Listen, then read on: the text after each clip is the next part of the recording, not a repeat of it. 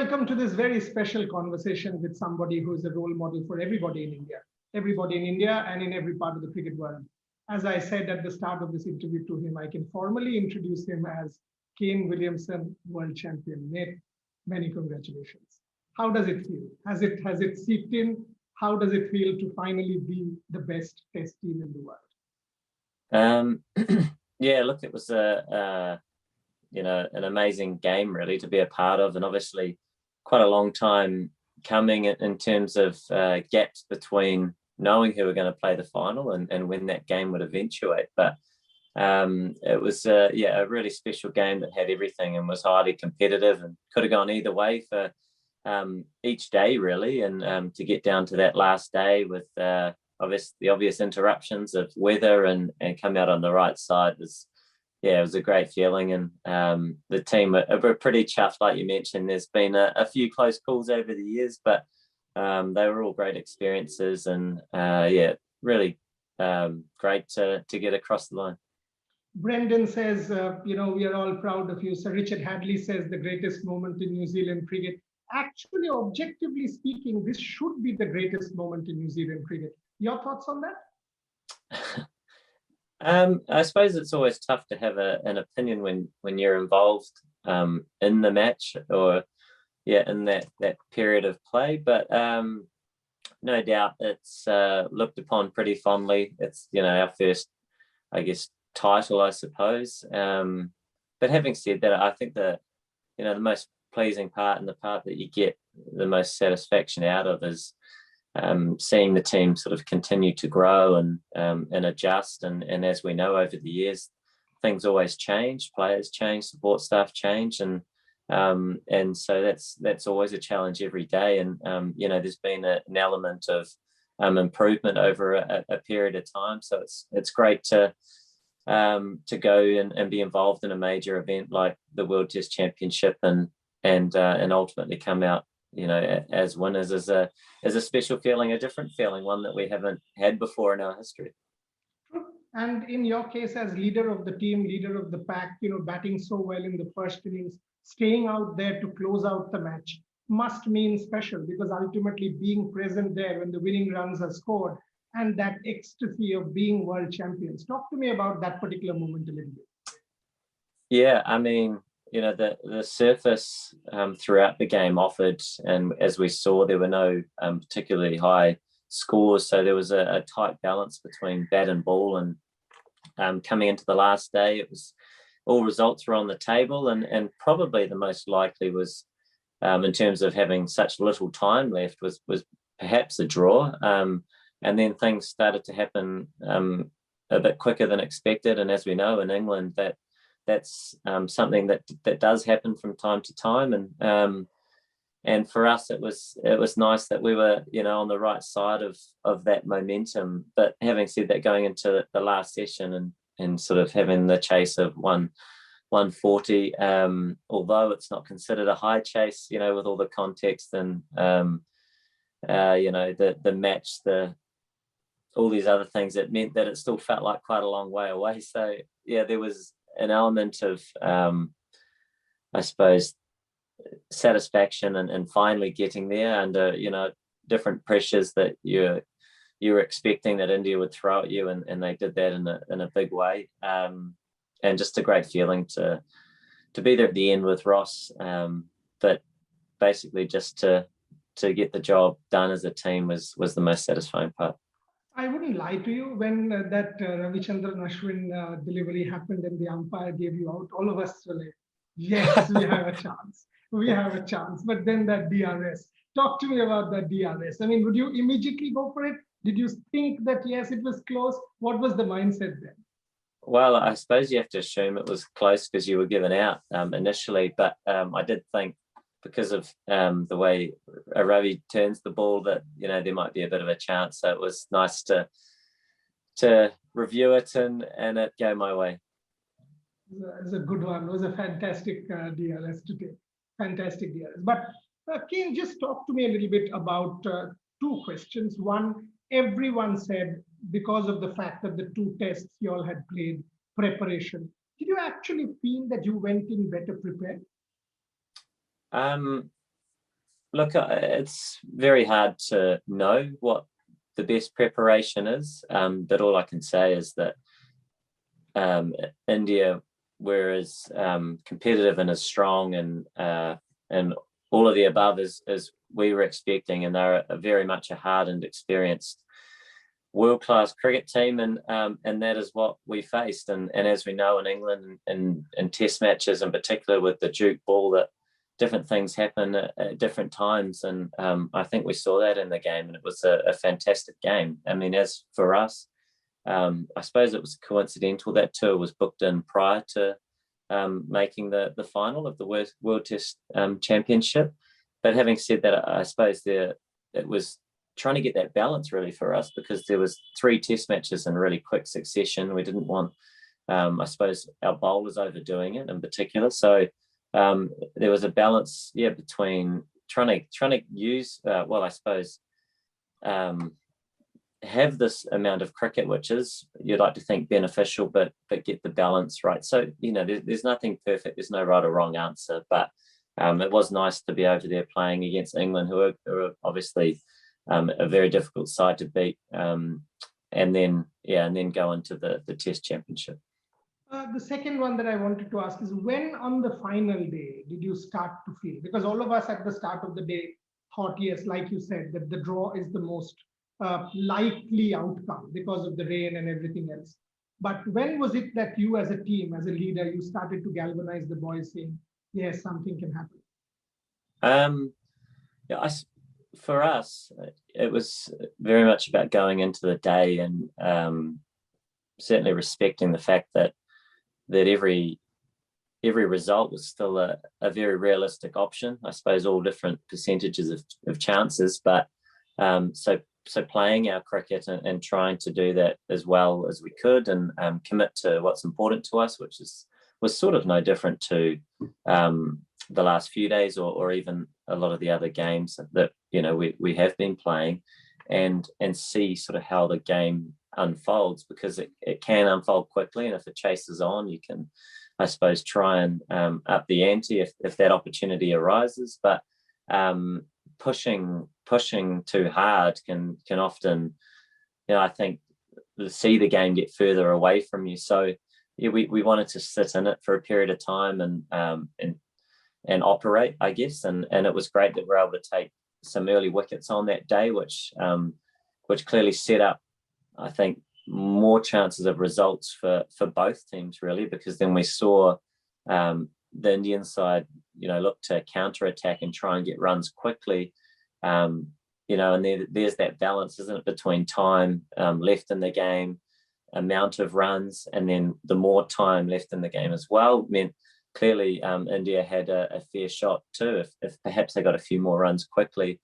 We saw that surface was definitely offering enough to bowlers to have a funny hour, perhaps, like we managed to have, and all of a sudden the game's right in the balance. So it was an incredibly exciting game. I'm sure it was to watch, and for us it was really intense but great to play as well. A word on Kylie Jamieson. I mean, what an absolute rock star. I mean, that performance there also in New Zealand against us. Many are saying, Sachin, for example, says will be one of the best all-rounders the world will see going forward. But incredible maturity and tremendous heart shown right through the Test match.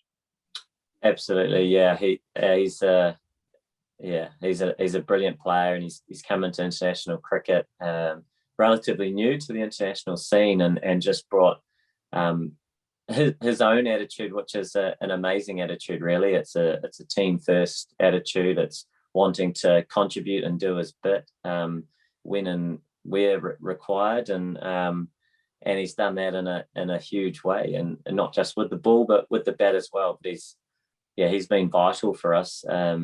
So many significant spells that have really gone a long way to seeing this team where it is at the moment, but all with a huge appetite to learn and to improve. And he's still a really young guy, and he loves the game. But I think his attitude is perhaps the best asset to his game, and I'm sure we'll just see him improving. Absolutely correct. The other thing that stood out for me, Kane, was the contribution from the tail. Even India went in. I mean, when New Zealand was batting, we had 8 wickets down, but then that Tim Southee knock of 30, the Jameson knock of 20, and all of a sudden, what could have been 5-10 runs became a 32-run lead. And the Indian tail, you all managed to get the last 3 wickets in 4 balls. How important do you think is this multi-dimensional thing that the tail enders have started to contribute more so for New Zealand, setting up the game, and in a low-scoring game, these runs matter? Yeah, that was really important for us. And I guess when you have a low-scoring game like we did, and you get any contribution, is so much more valuable, I suppose, relative to the score. So, like you mentioned, your 20s, and you're hopefully batting with a constant partner at the other end, and you might put on 40, and that can make a big difference. But also seeing that the surface was quite tricky, and I probably illustrated that to the tail enders as I was sort of battling away.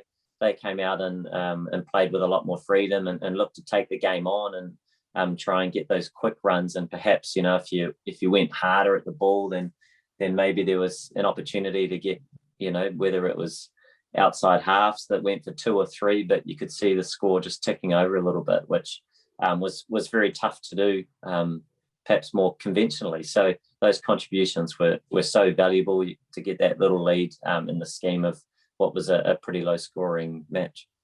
The other thing that I really liked about New Zealand was the attitude. I mean, somebody like Neil Wagner constantly came at Ravindra Jadeja, kept coming, even if there was a period when India had a partnership together. At no point did you relent. That, I think, was a standout feature of your team. Yeah, I actually think Ravi played it really nicely, and perhaps was unfortunate to nick a ball, with that sort of plan. But it was really helpful. And as we know, Neil, every time he gets the ball in his hand, you're very lucky to get it out, to be fair. He just wants to bowl and really create or set the tone, especially, when you're juggling sort of 4 or 5 seamers within your attack. He brings a real point of difference. And all those wickets on the last day, they were all a little bit different, but all as vital as each other in terms of clearly the quality that India have in their side, and the threats that they bring, and that on any given day all of them can make the difference. But to pick up those wickets and do it in a fashion that left enough time in the game was a really fantastic effort by the seam bowlers. Perhaps our best seam bowling performance of the campaign. Again, one question which is slightly different. I mean, we are a very emotional country in India, and every time the team does well, we sort of go ecstatic. Oh, this is the best team that we've had. But whenever there is a loss, we are like, oh, this is a very poor team, etc. You know that feeling. Yeah. But you've been there, and you've also now you've seen both sides of the coin. You've lost the World Cup. To a 2015, New Zealand came close. 19 was a heartbreak. 21, you finally won an ICC trophy. India has come close quite a few times. A word on that? I mean, because this is an excellent team. I mean, you've made the final, you've pushed the bar. A word on that, because it is important to also appreciate the second best, because in sport, there will be a second best. I suppose in sport, when you have tournaments and you have finals, they're set up often in a way that provides excitement, and it's an opportunity. It's a one-off game, and it never really tells the whole picture. And as we know, this Indian team is a formidable side. They truly are a great side, and for us, we're proud to have achieved a win in this match. But that takes nothing away from the quality that India have in their team, and how strong they are year in, year out. And you mentioned perhaps some of the tournaments we've been involved in over the years. As we've seen, India have won a number, and I've got no doubt they'll win plenty more. You you feel the quality every time that you come up against them, and they're very relentless with the ball. The seam bowling depth that they have is perhaps the best in the world. I probably don't need to mention the spinners. They're always incredible bowlers, and the batting perhaps needs no mention either, because that's always world class. But the depth that has been created. You mentioned you speak about the emotions, but it's the passion, I think, that the country brings for the sport. And although I play for a different country, I think we can all appreciate having India and the passion for the game. It's a rewarding thing for everybody that plays the game. Yeah, I mean, I can say this, and even if we've lost, every single person I've spoken to appreciates Kane Williamson and his team. That is also a unique thing about India, that we love your team and what you bring to the table. That photograph came of you and Virat at the end of the game, sort of hugging each other, that has become viral in the cricket world and tells me about the spirit of sport. Exactly why we play sport, what hands down to other generations, what the future will learn from you two champions. A word on that? Yeah, I mean, that's perhaps another thing, going into a final, and there's, emotion, and both teams are pushing and wanting to get across the line, and you have a fantastic side like India, but also the way that they're playing their cricket, and I'm sure that's something that the public can really relate to in India. And although it's coming off second in this one, the way they hold themselves and as ambassadors of the game, is, I think, an equally special thing to the talents that they bring. It was a great moment, and going toe to toe, and obviously Virat and I have known each other for a long time, and we're mates, and that's always a great part of sport as well, is that over the years you do get the opportunity to meet people all around the world, form these different friendships through different experiences that you've had either together or against each other, and often find a bit of common ground and share a few common interests, and that's quite special. Last few before I let you go again, I mean, congratulations on the achievement. What was the celebration like? I mean, I saw photographs of the team, some of your colleagues, with carrying the mace. BJ Watling will keep it for a couple of weeks. We were reading the stories. Give me a sense of the celebration, what happened that particular night after you won. I was trying to tell the guys to keep just keep calm, but they weren't listening much to me. I think there was a lot of elation, I suppose, and I think there were just a whole mix of feelings and emotions. You mentioned a number of our past experiences, and there were a number of guys involved in all of those, and then there were some that weren't, and so I think everybody felt a little bit different. For me, I suppose being involved in the team as a leader, I think I still get the focus perhaps is often on the team as a whole, and perhaps the bigger picture and how it's tracking, and trying to operate in that space as well as you can. So the rewards that come or that don't, are for me byproducts of that. But having said that, it is, it was a special game and a really special effort, I think, by the team against a formidable opponent, and to overcome that and operate in our way would be the most pleasing part about that day, and to get the trophy and things is, I guess, a bonus, but a special feeling as well, and to see the public back home and around the world react and positively, and we can only hope that through those efforts that you do help grow the game, particularly in your own country, where people were really pleased to see us to get across the line and encourage these guys coming through, guys and girls playing cricket. That's kind of what it's all about. It's great to hear this, but how is it? I mean, everybody appreciates you, calls you ice, and you control your emotions. but you just won the greatest trophy in world cricket. How can you still not get excited? How can you still control your emotions? Give me a sense of that. And did you, so did you not celebrate? I mean, even if you did, what was your celebration like? Yes, we did celebrate, definitely. Yeah, we did. We were in the dressing room for a period of time, and we it was great, actually. It was an amazing feeling when you have the group together and you're sharing that experience, along with acknowledging so many other people involved along the way. Forget that over 2 years, isn't it, that you spend looking to qualify, and over that time, there's a number of other players. We use 22 players and a number of other support staff as well that we're all a big part of that, and New Zealand cricket as a whole. So we definitely celebrated, Borea, that's for sure.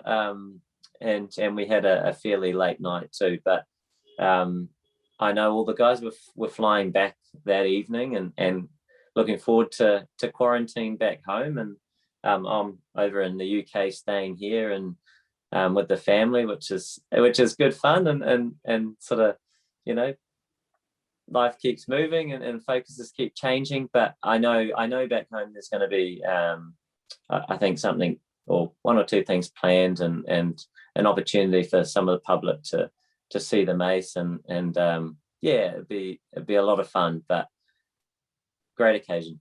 Last one. Now that you've crossed the line, another World Cup coming in 3 months' time, the World T20, does it help that the pressure is gone, the monkey's off your back? Yes, it's a different format, but you now have tasted being world champions. You've been there, done that. Does that help?